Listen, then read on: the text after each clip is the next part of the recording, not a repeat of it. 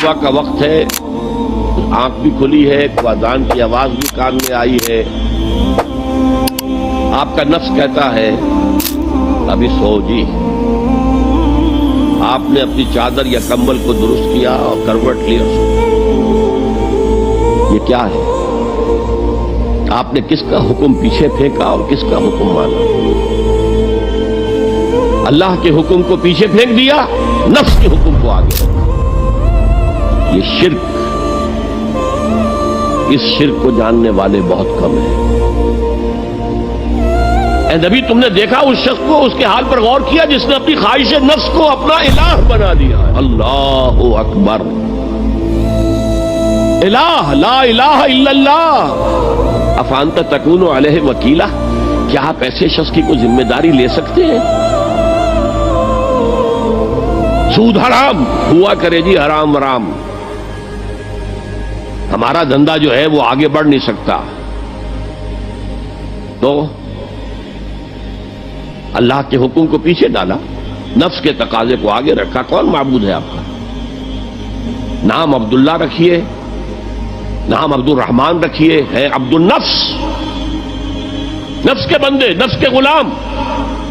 پوچھا گیا ایو الہجرت افضل ہو یا رسول اللہ، اے اللہ کے رسول بتائیے سب سے اعلیٰ ہجرت کون سی ہے، افضل؟ فرمایا ان تہجر ما کرہ ربک، ہر اس چیز کو چھوڑ دو جو تمہارے رب کو پسند نہیں۔ آج رات ہی سے آپ ہجرت شروع کر سکتے ہیں۔ جائزہ لیجئے کیا کیا چیزیں میری زندگی میں خلاف شریعت ہیں جو اللہ کو ناپسند ہے، فیصلہ کیجئے کہ آج کے بعد نہیں ہوگی، ہجرت شروع ہو گئی، افضل الہجرہ، سب سے افضل ہجرت شروع ہو گئی۔ میرے نبی تشریف لے جا رہے تھے مدینے سے باہر، آواز آئی یا رسول اللہ۔ آپ نے دائیں بائیں دیکھا تو کوئی نظر نہیں آیا، اب چلنے لگے تو پھر آواز آئی یا رسول اللہ، پھر آپ نے دائیں بائیں دیکھا کوئی نظر نہیں آیا، پھر آواز آئی یا رسول اللہ، تو پھر آپ کی نظر پڑی ایک ہرنی آپ کو پکار رہی تھی یا رسول اللہ۔ سبحان اللہ، ان کے آپ تشریف لے گئے تو وہ رسی سے بندھی ہوئی تھی چارپائی کے ساتھ، کہنے لگے یا رسول اللہ میرے چھوٹے چھوٹے بچے ہیں، وہ بھوک سے مر رہے ہوں گے، آپ مجھے چھوڑ دیں، میں ان کو دودھ پلا کے واپس آ جاؤں۔ اللہ،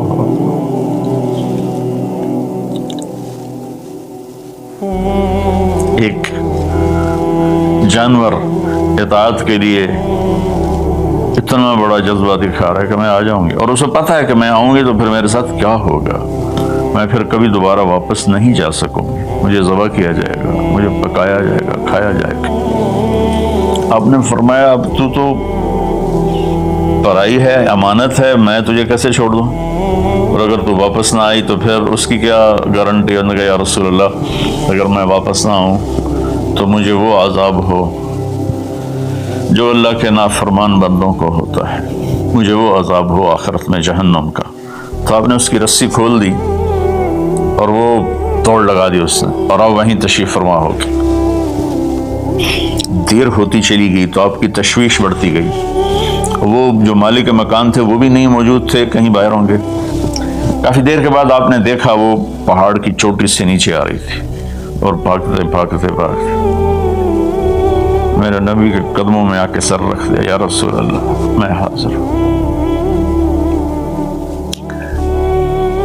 ایک جانور اپنی جان دینے کے لیے تیار ہے نبی کی وجہ سے، ہم اپنے نبی کی ایک سنت پر تیار نہیں ہیں، اپنے نفس کی وجہ سے، اپنی ایگو کی وجہ سے، ماحول معاشرے کی وجہ سے۔ آپ نے اس کو پھر رسی سے باندھ دیا اور وہیں بیٹھ گئے۔ کچھ دیر کے بعد مالک آیا، اس نے دیکھا اللہ کے نبی کو، جیسے یہ ہمارے دیہاتوں میں ہوتا ہے، جب میں اپنے گاؤں میں ہوں تو کچھ لوگ اپنے جہاں زمین ہوتی ہے وہاں چھوٹے چھوٹے مکان بنا لیتے ہیں اور وہیں رہتے ہیں۔ تو یہ صحابی بھی ایسے ہی تھے کہ انہوں مدینے سے باہر مکان بنایا ہوا تھا، بکریاں تھی، ریوڑ تھے۔ تو اس نے حیرت کا اظہار کیا، یا رسول اللہ آپ یہاں کیسے تشریف لائے؟ کہا میں ایک درخواست کرنا چاہتا ہوں۔ تو ان کی یا رسول اللہ فرمائیے درخواست کا کیا مطلب؟ یہ ہرنی مجھے ہدیہ کر دو، مجھے دے دو۔ وہ حیران ہو کر کہنے لگے یا رسول اللہ آپ پر تو جان مال عزت آبرو اولاد ہر شے قربان ہے، یہ بکری کی کیا حیثیت، یہ ہرنے کی کیا حیثیت؟ آپ نے کہا بس مجھے یہی چاہیے۔ سبحان اللہ۔ تو آپ نے بکری کی ہرنے کی رسی کو کھولا، الحقی بأہلک، کہ ہرنی جاؤ اور اپنے بچوں سے مل جاؤ۔ اس نے ایک چھلانگ لگائی، الصدق ینجی والکذب یہلک، سچ نجات دیتا ہے، جھوٹ ہلاک کرتا ہے۔ اس نے یوں آپ کے سامنے رکوع کیا اور سجدے میں جیسے جاتے ہیں سر زمین تک اس نے رکھا، پھر یوں اٹھایا اور آگے کو چل پڑی۔ پھر تھوڑی دور گئی، پھر پیچھے مڑ کے آپ کو دیکھا، پھر آپ کے سامنے یوں سر جھکا، پھر یوں سر اوپر کیا، پھر چلی، پھر تھوڑی دیر کے بعد رک کر پیچھے مڑ کے آپ کو ایسے سجدہ شکر جیسے کہتے ہیں، جب تک وہ اللہ کے نبی کی آنکھوں سے غائب نہیں ہوئی، وہ اس طرح کرتے پہاڑوں میں غائب ہو گئی۔ ایک ہرنی اگر اتنا ایمان رکھتی ہے، نہ جاتی واپس تو کون ڈھونڈتا اسے؟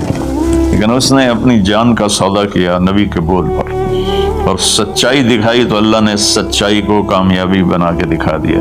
الصدق ینجی والکذب یہلک، میرے نبی کا فرمان ہے، سچ نجات دیتا ہے، جھوٹ ہلاک کرتا ہے۔ اور دوسری بات فرمائی حفظ امانت۔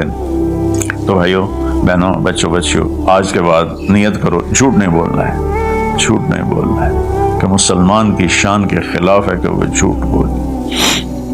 اتنی ہماری یہ عادت ہو جائے کہ ہماری بات کو سن کر اگلا فوراً مان جائے کہ یہ تو کبھی جھوٹ بولتا ہی نہیں، پھر آپ دیکھو اللہ آپ کی عزت کیسے کرائے گا۔ دوسرا فرمایا حفظ امانت۔ دیکھو میری امت، زندگی میں امانت دار، امانت کی حفاظت کرنا، کیا مطلب؟ کسی کو دھوکہ نہ دینا، کسی کے ساتھ فراڈ نہ کرنا، کسی کے ساتھ دو نمبری نہ کرنا، ہائے نہ کسی انسان کے ساتھ بطور انسان غیر مسلم، اور نہ کسی مسلمان کے ساتھ، کہ کسی مسلم غیر مسلم کو دھوکہ نہ دینا۔ عمر، میرے بعد ایک آدمی آئے گا، اس کا نام ہوگا اویس، اور وہ کرن کی شاخ سے ہوگا، اس سے دعا کرانا۔ علی آپ بھی، عمر آپ